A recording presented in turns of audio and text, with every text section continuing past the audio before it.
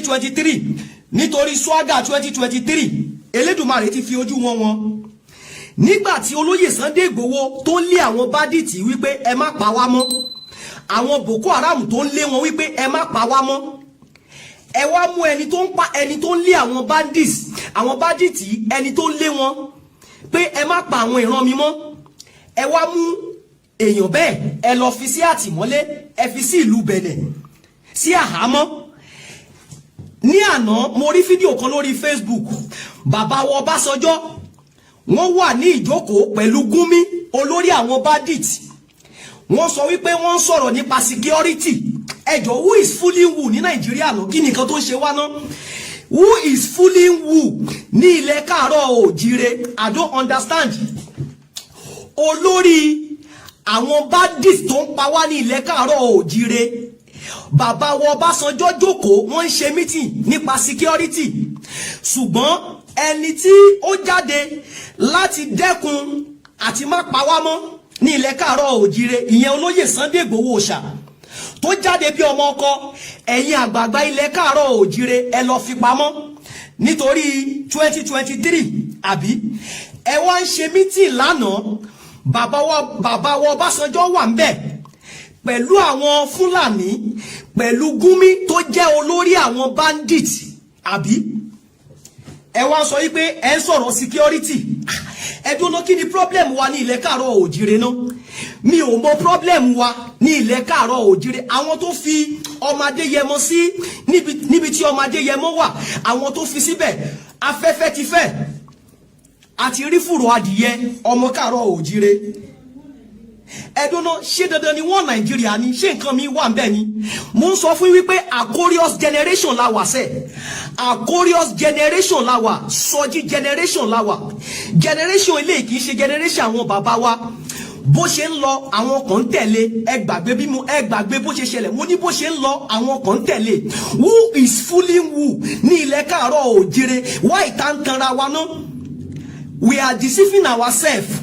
Confirm ni o, we are what? We are deceiving ourselves. Because tá bá máa deceive ara wa ni, a ti mọ àwọn tó fi olóyè Sunday Igboho tó fi sí àhámọ́.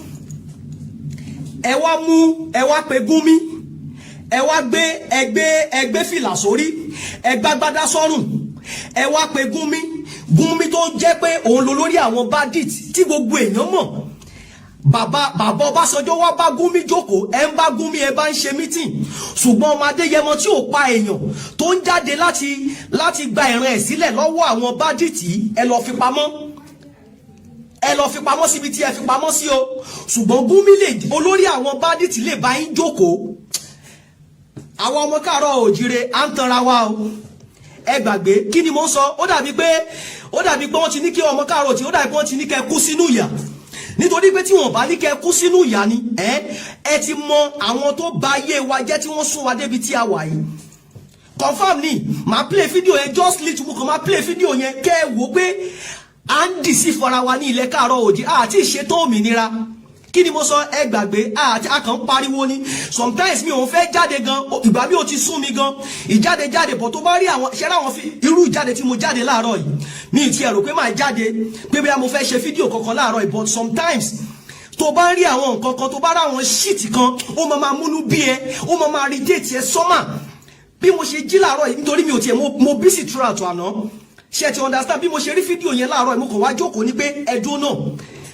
Àwọn people wọ́n pé bírípítì wọ́n láwọn ṣe meeting nípa security, ṣùgbọ́n ẹni tí ó jáde láti lé àwọn bandits yẹn tó dúró tán, ìyẹn ọmọ Adéyẹmọ tó dúró tán pé tó sọ fún ó dìdí sọ fún Nigerian government wípé tó bá fún un láyè pé òun àtúnlékò àwọn Boko Haram yẹn pé òun máa lé wọn kó ńbẹ̀, tó ń lé àwọn bandits ní ilẹ̀ Yorùbá.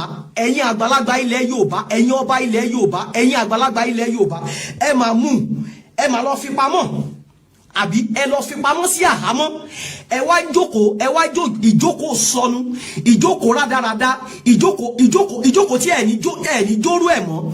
Ẹ wá jókòó yẹn lánàá, ẹ wá mú olórí àwọn bandits, ẹ wá mú jókòó, ẹ wá ń sọ̀rọ̀ nípa security. Who is fooling who? Ẹ̀dùn ọ̀nà ta la jọ ń tanra wa náà? Why tí gbogbo àwa ọmọ káàárọ̀ òjíire à ń tanra wa?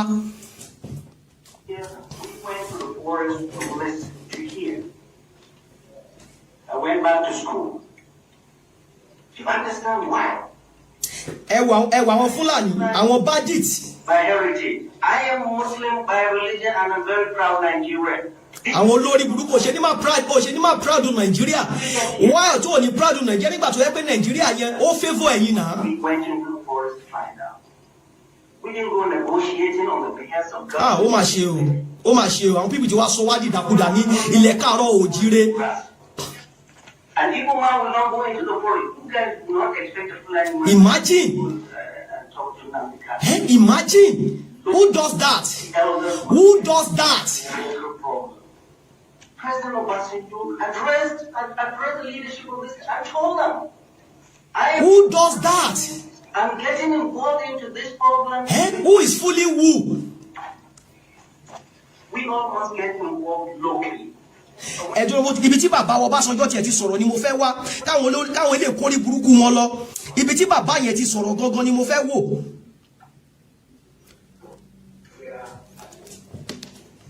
By whom I was born, and maybe when I was born. Ẹ̀yin bàbá no. A deciding factor for me as a human being. So when we come and we look at ourselves only in the context.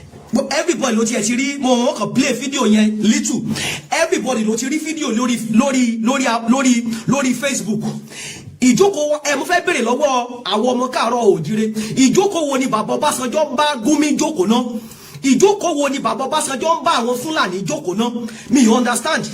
Gumi tó jẹ́ pé òun ló lórí àwọn bandits tó ń pa wá. Ẹ ń bá wọn jókòó security. Ẹ sọ pé sí báwo ni àwọn tó fẹ́ gba ilẹ̀ bàbá ńlá yín. Láwọn tó jẹ́ pé wọ́n mọ nǹkan tí wọ́n ń ṣe. Wọ́n mọ bí wọ́n ṣe ń deceive àwọn ọmọ Yorùbá.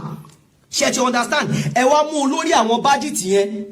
Ẹ wá ń gbé jókòó láti máa bá sọ̀rọ̀ security. Ṣùgbọ́n ẹni tó fẹ́ jẹ́ kí security wà ní ilẹ̀ Yorùbá, ẹni tó dúró tán tó jáde tó dúró tán, ìyẹn ọmọ Adéyẹmọ olóyè Sunday Igboho. Olóyè Sunday Igboho sọ débi wípé tí Nigerian government bá fún láyè, àwọn Boko Haram yẹn òun lè lé wọn kúrò níbi tán wà. Ẹ dúró ṣebí ẹ̀yin àgbààgbà ilẹ̀ Káàárọ̀ Oòjíire, ẹ̀yin ọba ilẹ̀ Káàárọ̀ Oòjíire, ẹ̀yin politician ilẹ̀ Káàárọ̀ Oòjíire, ẹ mà lọ fọmọ Adéyẹmọ pamọ́. Lẹ́ni tó fẹ́ lé àwọn Boko Haram tí ìjókòó rádaràda, ìjókòó sọnù tẹ́ ìjókòó ń sìn o. Ìjókòó rádaràda tẹ́ ìjókòó ń sìn o. Ṣé tó bá jẹ́ wípé ẹ mú olóyè Sunday Igboho òòṣà, ṣerú ìjókòó rádaràda yìí, ṣe máa jókòó ẹ̀ ní. Olóyè Sunday Igboho ó dúró tán láti lé àwọn bandits láti lé wọn dànù. Ẹ wo nǹkan tó ṣẹlẹ̀ kí ẹ tó mú olóyè Sunday Igboho. Nígbà tí olóyè Sunday Igboho tó lọ sí Ìgànná, ṣé kò lé àwọn Fúlàní tó wà ńbẹ̀ ni? Àrùn ojúlélẹ̀ kì í ṣàrùn ẹ wá fi ọpọlọ gbé tó bá yẹ pé olóyè Sunday Igboho ó sì wà ní ilẹ̀ Yorùbá yẹn di èní ni. Ṣẹ́yìn ò mọ̀ wípé àní máa gbọ́ pé wọ́n ń jí wọn gbé lọ́tún, wọ́n ń jí wọn gbé lọ́sì ni. Irú ìjókòó rádaràda tí ẹ jókòó ẹ ní jókòó ẹ. Who is fooling who? Àwọn ọmọ Káàárọ̀ Oòjíire ṣẹ́rí máa ń sọ time without number wípé èmi àti ìwọ la máa gbára wa. Kò sí ẹ gbàgbé àwọn bàbá yìí wọ́n ti ta ọjọ́ àná wa, wọ́n tún ta ọjọ́ èní. Èmi àti ìwọ tún lajú kalẹ̀ báyìí kan tún ta ọjọ́ ọ̀la àwọn ọmọ tá a bí sílẹ̀ àtàwọn generation tó ń bọ̀ lọ́la. Àrùn ojúlélẹ̀ kì í ṣàrùn mú. Àwọn bàbá yìí àwọn náà fi olóyè Sunday Igboho síbẹ̀. Àwọn bàbá yìí àwọn náà ṣe kíni ni wọ́n fi olóyè Sunday Igboho síbẹ̀. Àwọn ọba wa ní ilẹ̀ Káàárọ̀ Oòjíire, àwọn àgbàlagbà wa ní ilẹ̀ Káàárọ̀ Oòjíire. Gumi orin ò yan káàkiri. Ọmọ Adéyẹmọ ọdún tuntun ló ń bọ̀ yìí o. Kí ni mo sọ? Ọdún tuntun ló ń bọ̀ yìí náà. Ọmọ Adéyẹmọ wà níbi tó wà. Kí ni mo sọ? Ọmọ Adéyẹmọ ó níyàwó, ó bí àwọn ọmọ o, ó ní ìyá tó ti dàgbà. Ó ní ẹbí, ó ní ará o. Ẹ wá yọkò láàrin àwọn ẹbí ẹ̀, àwọn ará ẹ̀, àwọn ọmọ ẹ̀. Ẹ lọ fi sí àhámọ́. Ṣùgbọ́n ẹ̀yin ẹ ń sùn pẹ̀lú ìyàwó yín, ẹ ń sùn pẹ̀lú àwọn ọmọ yín, ẹ ń sùn pẹ̀lú àwọn ẹbí yín. Mo ní àwa ọmọ Káàárọ̀ Oòjíire à ń tanra wa àti ìṣètò òmìnira. Mo máa ń sọ wípé tá a bá ṣètò òmìnira láti kúrò lóko ẹrú, àwa yìí la máa ja ìjà tó wà ńlẹ̀. Elédùmarè ọba dẹ́dà ṣẹ̀dá kò ní sọ̀kalẹ̀ wá láti ibi tó wà kó wá ran èmi àti ẹ̀yin lọ́wọ́, ó máa rán wa síra wa náà ni. Afẹ́fẹ́ ti fẹ́ àti rí fùrọ̀ adìyẹ, Elédùmarè ti ṣídìí àwọn aṣebi, àrùn ojúlélẹ̀ kì í ṣàrùn mú. Irú ìjókòó tó jókòó lánàá yẹn ìjókòó rádaràda ni, confam ni. Elédùmarè fi tú àṣírí wọn wípé àwọn náà fi ọmọ Adéyẹmọ síbẹ̀ yẹn. Bàbá Ọbásanjọ́ PDP ni bàbá Ọbásanjọ́. Bàbá Ọbásanjọ́ àwọn Fúlàní ló fẹ́ fà sílẹ̀ ní 2023. Bàbá Ọbásanjọ́ kò wà pẹ̀lú Tinubu, ó wà against Tinubu, ṣùgbọ́n ó sọpọ́tì àwọn Fúlàní. Bí bàbá yẹn dẹ̀ ṣe máa ń ṣe láti ilẹ̀ nìyẹn. Gbogbo èèmù wọn nítorí pé olóyè Sunday Igboho ń sọ fún wa wípé kò ní sí election ní 2023. Nítorí pé olóyè Sunday Igboho sọ wípé kò ní sí election ní 2023 tí wọn bá fún wa ní Yorùbá nation. Nítorí bẹ́ẹ̀ lẹ ṣe lọ fi olóyè Sunday Igboho pamọ́. Ẹ wá ń jókòó sọnù bẹ̀ yẹn. Ẹ wá ń sọ wípé ẹ jókòó nípa security. Tó bá jẹ́ mo máa ń sọ time without number wípé a ti ń rubbish jù. Tí àwọn ọmọ Yorùbá bá lè dàbí èmi, tó bá lè ní irú inú tí mo ní, tí n bá ní agbára ńlá kan, tí n bá ní power ńlá kan, nǹkan tí màá dánwò ní ilẹ̀ káàárọ̀ oòjíire yẹn, àyà yín á já, ẹ̀rù á bá ìkòdẹ̀ sígbà tí ò ní ṣẹlẹ̀. Ẹ gbàgbé mo sọ wípé Aquarius generation la wà yìí, Aquarius generation, Sọjí generation la wà yìí.